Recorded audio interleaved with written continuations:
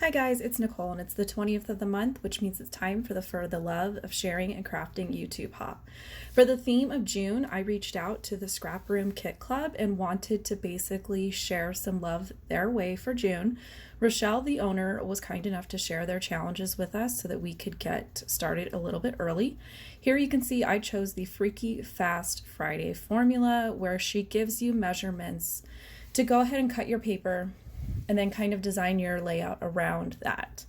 So I'm going to show you my pieces here. I've got a 5x12 piece of pattern paper, a 3x9, and then I kept this in real time so that you guys could kind of actually see the sizes here, a 2.5 by 3 inch piece, a 1/2 inch by 9 inch piece, which I will end up substituting this for a different pattern, and then a 1/2 inch by 3 inch piece. I've got a piece of white textured cardstock here and two 6x4 photos that I printed using a Carrie Bradford photo template. And to get started, I originally wasn't sure which of her challenges I was going to go with. Originally, I thought I was going to do the one where she gives you the word glue and you are supposed to go through your stash and find items that would represent each letter in the word glue. So you could take G and say glitter, L and say layers, that kind of thing. And so when I was planning out my photos and kind of trying to figure out my papers and whatnot, I was noticing that some of them would have fit into these sizes for the formula. So I went ahead and just decided to go ahead and cut up my papers and see if it would still work with where I originally thought I was going to go, just kind of doing my own thing. And it ended up working. So I switched over to the formula challenge. Now, I already knew that I was going to basically do a die cut scene above my photos. So I didn't want to bring in another pattern paper. The supplies that I'm using are part of a collection kit, which is part of a series on my channel where I stay within a collection and basically see how far I can go with it and just try to use up as much as I possibly can. Those are some of my favorite videos to watch on YouTube, and it seems like they are just not trending like they used to be years ago, and I'm not sure if it's just because people aren't subbing to big like monthly kits anymore. But those were just kind of my favorite ones to watch. I loved watching somebody start with a kit and then kind of work through all the different scraps, all the different leftovers, and then see kind of where they were at the end.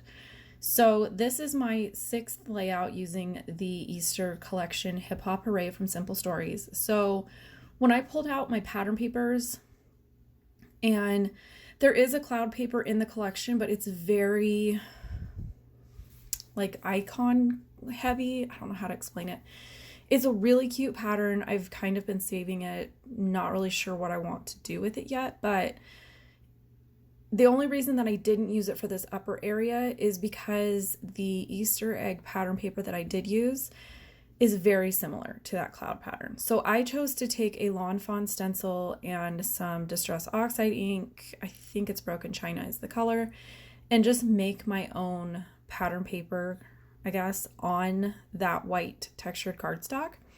And then here I'm laying out my pattern paper and my photos and figuring out how much room do I have to do my die cut scene. I will post a link below to a video trailer and a link to the class. But years ago I did a class on layouts using 4x6 photos, and this is kind of how I figure out if I have the idea that I want to do a die cut scene and I am using full-size 4x6 photos. This is just the method that I do. I figure out where do I want my photos, I figure out where I'm going to put my journaling, and then I figure out what is the leftover landscape that I have.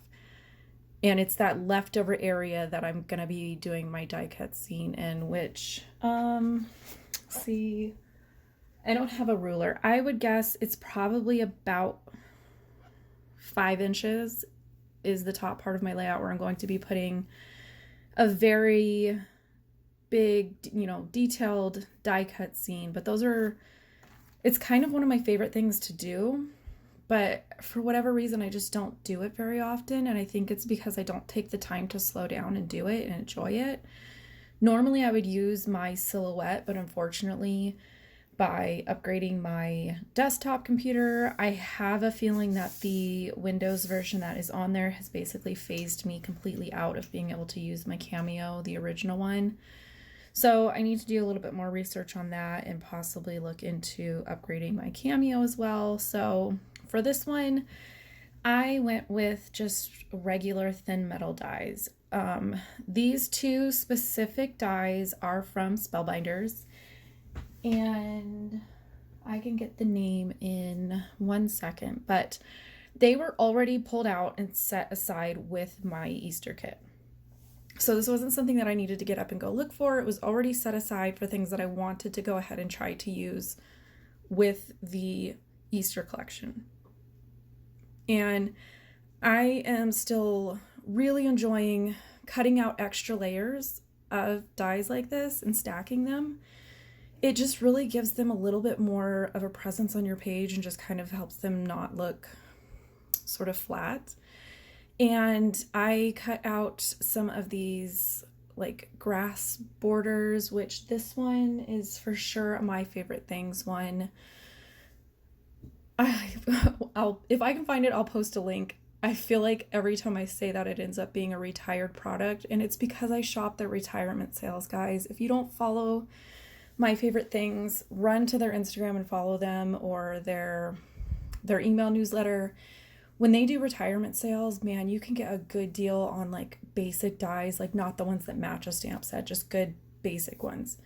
Now, the bunnies and the carrot and the greenery, those are from the Spellbinders, 2 different Spellbinder sets. And the bunnies all cut out sort of one, like the eyes and the nose are part of the body. So instead of going back and running the body of the bunny through with like black cardstock and pink to get his nose and his eyes, I colored them with Copic markers, which you guys just saw in the previous clip. And so at this point, I've got kind of everything glued together with the different layers, and I am putting everything back, not adhering it, just kind of putting everything back to make sure that my area above my photos is big enough to fit everything. You know, is my plan sort of working here? Now, the little 2.5 by 3 inch piece sort of stumped me for a little bit, and I think it's because like Vanessa Bell, I mentioned her a couple times in videos. If she chose this challenge and she cut these pieces out, her layout would look completely different than mine, because she does like really cool like layers where you see a bunch of stuff tucked here and there. That 2.5 by 3 inch one kind of stumped me, so I just decided to make it a little layering piece in my die cut scene, and to make it just not look like a square of pattern paper up there, I used a notebook border punch, and then the 3 by 9 inch piece, I chose to print my journaling on that. It fit perfectly. The 1/2 inch by 9 inch piece, I took a like wonky scalloped border punch, which is right here. And this is, again, I substituted the pattern paper that I showed originally. I substituted it out for this pink one. So that's 1, 2, 3. So far I've used 4 of the 5 pieces that she put in the formula. And I am pretty much set on where things are at. So at this point I'm adhering things that I am absolutely sure I know that where they go, I like where they are, and I need to kind of put them down so that I can get to sort of finishing up the big die cut scene on the top. Now, when I edited my photos, again, I used a Carrie Bradford template, which they're all sized for 4x6. So to me, that's perfect. It takes the work out of making a collage into a 4x6 print, basically. So I'll post a link below to where you can find that in her store. But when I edited it in Photoshop Elements, I left 4 of the spaces blank. And it was basically because I didn't have 16 photos that I wanted to use. I could have, but they just weren't great photos. We were inside of like an indoor bounce house place, basically, where they were doing an Easter egg hunt, like Easter themed party and stuff. So A lot of my photos were just dark and grainy and just not great, but that's why I love these 4x6 photo collages, because the photos are kind of squished super small. They're probably not quite 1.5 by almost 2 inches. So by kind of resizing my photos into this collage and making them super tiny, they look less grainy and they look less crappy, basically. So I intentionally left some blank areas so that I could go ahead and put pattern paper there. And basically it's going to give me an area to embellish. And when I was planning this, I knew that I was going to need that area. And when I say need, I for sure needed it for the design that I was going with. And I'll kind of explain it here while I'm gluing all of this stuff down. I think that when you are doing something like this, where you've got all this interest and layers and all these cute little die cuts and stuff, there's just a lot of impact all on one part of your layout. And then down at the bottom, I've got my journaling is flat and I've got just a border. I used an extra strip of grass and like 2 little elements down there. So in order to sort of bridge this gap of super interesting, super busy going on at the top down to almost a minimalist type thing down at the bottom, I am using those open gaps in my photos as sort of a bridge between the top of the layout and the bottom of the layout. And it's going to give me kind of just another place to be able to put a little bit more embellishment. So you've kind of got heavy, interesting embellishments at the top. You've kind of got a little bit less going on in the middle. And then, you know, bare minimum kind of going on at the bottom. So to me, that's my preference for anytime I do something like a big die cut scene, or maybe like a heavily stamped area of a layout.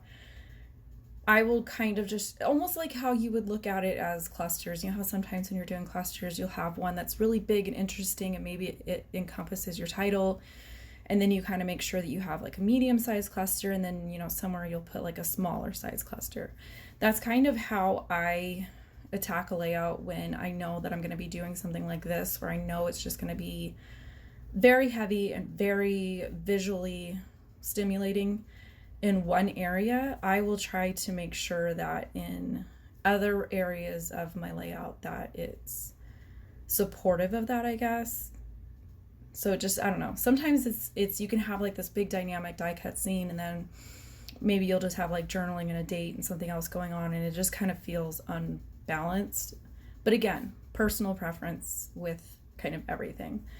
So I, again, just kind of was using things that were already pulled out in my kit. I decided to go ahead and include this Egg-stravaganza banner that I had tried to use on, I think, 2 other layouts, and have that serve as part of my title.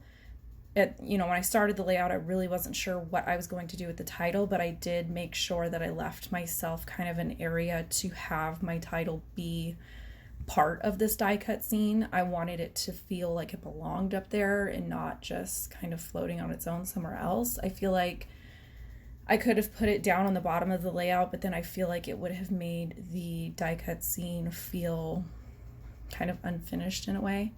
So again, here's where I am kind of tackling this middle area. And a lot of times with things like this, I like to kind of do like a tone on tone embellishing type thing.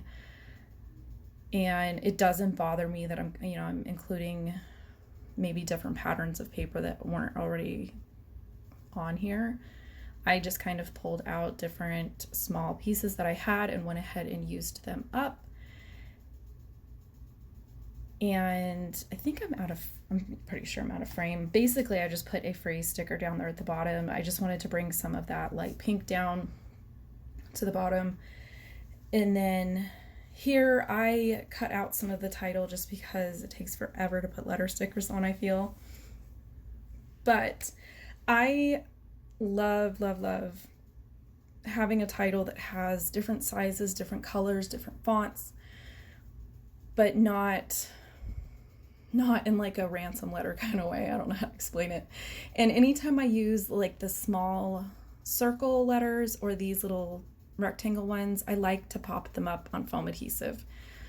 I'm sure a year from now they'll be smushed down in my album, but it doesn't bother me.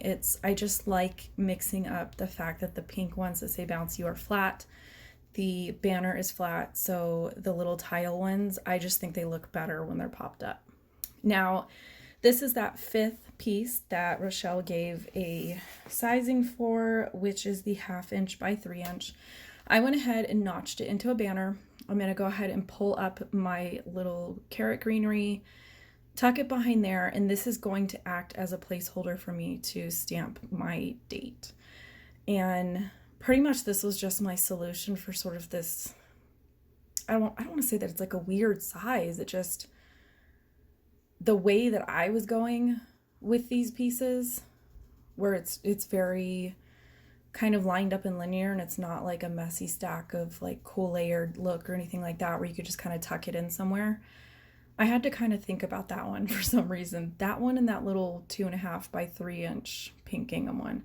So my solution was just to make it kind of like a label in a sense. I felt like it was the perfect size to go ahead and include my date, and it ended up working out. So I was kind of impressed that I was able to take a challenge that normally I would never in a million years pick to do. So here I've slowed down the video so that you guys can just kind of see a little bit more detail, and I'm hoping that by the time I render the video and I post it to YouTube that this stuff looks clear to you guys. To me, it looks grainy. So I'm hoping that that's just sort of an editing thing. So let me know down below in the comments if this is clear for you. And then here you can see I have laid out where I used each of the sized pieces and some detail shots of the die cut scene, the ink blending, that kind of thing. I will post links below to any of the products, tools, collection, anything that I've used on here. If I can still find a link for it and it's available, I will post it below. And be sure to check out in the description box below a link to Rochelle's Facebook page for the scrap room. She is going to have a post up with all of our collab information, and she will have details on there about commenting on her Facebook page because she is offering up a prize for this hop. So let's send some love her way to the scrap room group, and I hope you guys check out her challenges this month or in any of the upcoming months.